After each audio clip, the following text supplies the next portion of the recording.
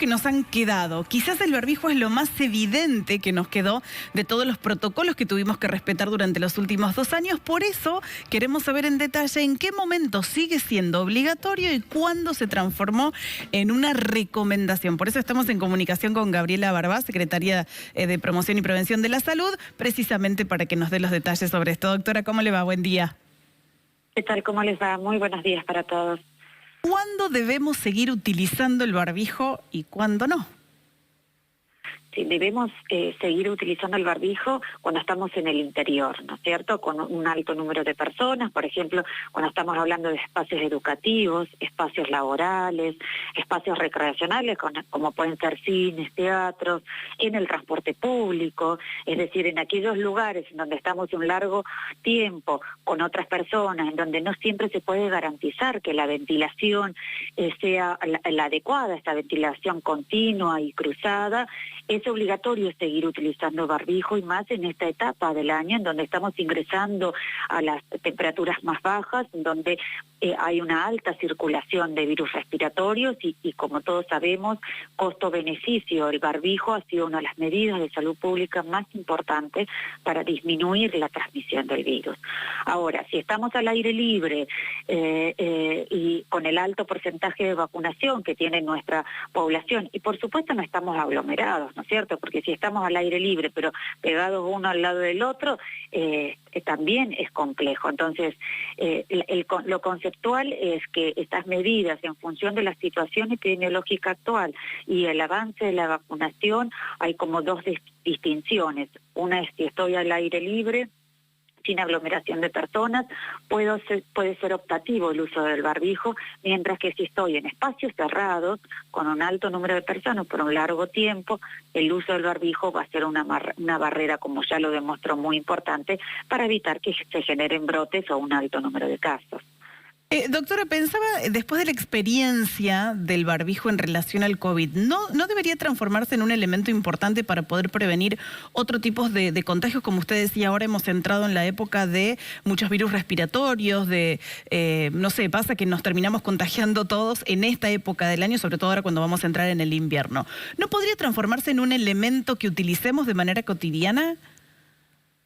Sí, exactamente. A ver, estas nuevas recomendaciones que son viejas recomendaciones pero adaptadas a la situación epidemiológica, no solamente están mirando COVID, sino también los otros virus respiratorios, ¿no es cierto? Entonces, si bien hoy la incidencia del COVID es baja, pero sigue estando circulando y sigue siendo un virus que puede ser grave o fatal, también se está pensando en otros virus que sabemos que este año va a ser complejo y que vamos a tener una alta circulación, como es el virus influenza, es decir, el virus de la gripe, el virus sincicial respiratorio, metaneumovirus, es decir, los otros virus respiratorios. Entonces, acá de nuevo a poner sobre la mesa las cuestiones simples desde el sentido común, pero con alto beneficio de salud pública, que es el uso sostenido del barbijo, pero el barbijo correctamente colocado. La ventilación y desde la lógica no asistir a los lugares de trabajo si yo tengo sintomatología.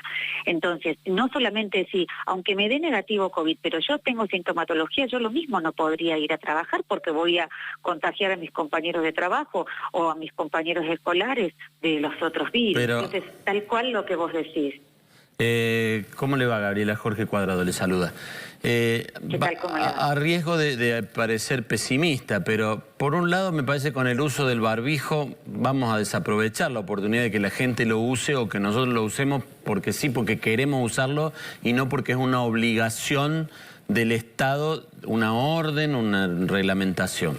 Me da esa impresión a mí, capaz que me equivoco, ojalá me equivoque, porque como usted dice, es bueno para un montón de enfermedades. Pero me da la sensación de que el día que no sea más obligatorio en ningún lado, lo vamos a dejar de usar. Eso me interesa su opinión respecto, porque me parece que estamos perdiendo un tiempo, qué sé yo, precioso para aprender a convivir de otra manera. Totalmente de acuerdo con usted, es decir, todos los que son los cambios culturales y estructurales de la cotidianidad de la vida de las personas, lleva mucho tiempo en las sociedades poder implementarlas. Claro. Lamentablemente una pandemia nos viene a dar una cachetada, por así decirlo, de que hay que implementarlas con el rigor de la obligatoriedad, ¿no es cierto?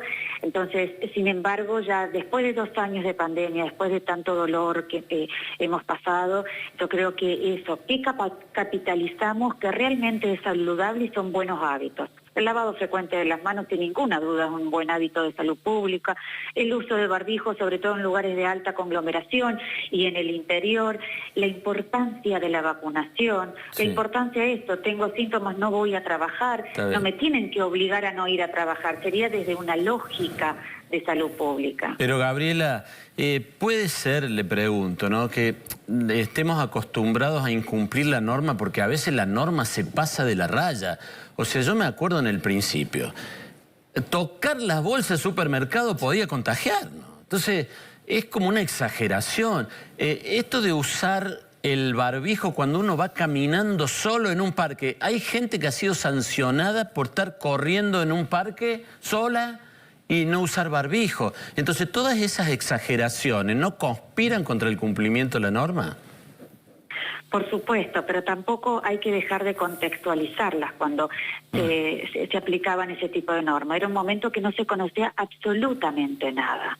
Uno miraba solamente la televisión y veía lo que estaba pasando en Europa, en donde no sabían dónde internar a las personas, en donde no se sabía cuán grave iba a ser este virus. Entonces no hay que dejar de contextualizar cuando se tomaron esas medidas. Indudablemente hoy con el diario del lunes esas medidas fueron inadecuadas. Pero Gabriela, perdóneme en esto, o sea, comparto lo que usted dice, con el diario El Lunes es más fácil, pero hubo muchas cosas que no estaban con el diario El Lunes, que incluso se apuntaron en su momento. Gente a la que le quitaban la moto porque estaba fumando en una esquina, y estaba en una moto, se había parado para fumar un pucho, venía la policía, le decomisaba la moto, lo mandaba preso, porque estaba solo. No sé qué incumplía. Esas cosas pasaron y fueron aportadas en su momento, no con el diario El Lunes. Por eso le decía de a veces exageración. Entonces, claro, después aprendemos a no respetar la norma porque las normas también son exageradas muchas veces. Sí, a ver, esto si bien hay una cuestión cultural y estructural de determinadas sociedades, esto pasó en el mundo entero, ¿no?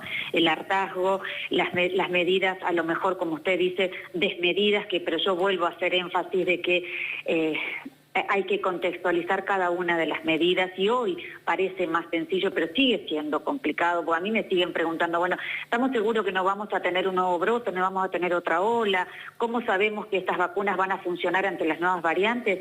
Y hay muchas de esas respuestas que hoy tampoco se pueden seguir dando. Entonces, yo creo que sí hay mucho aprendido, sí hay mucho por no repetir, y una de las cosas es esto, el sentido lógico y común, y tal cual como decía Alejandra, el barbijo no solamente protege por el virus COVID, sino el resto de los virus respiratorios. Entonces, desde esa lógica es donde se sigue sosteniendo la obligatoriedad, siempre y cuando estemos en el interior, y ya si estamos al aire libre, pasa a ser optativo el uso del barbijo.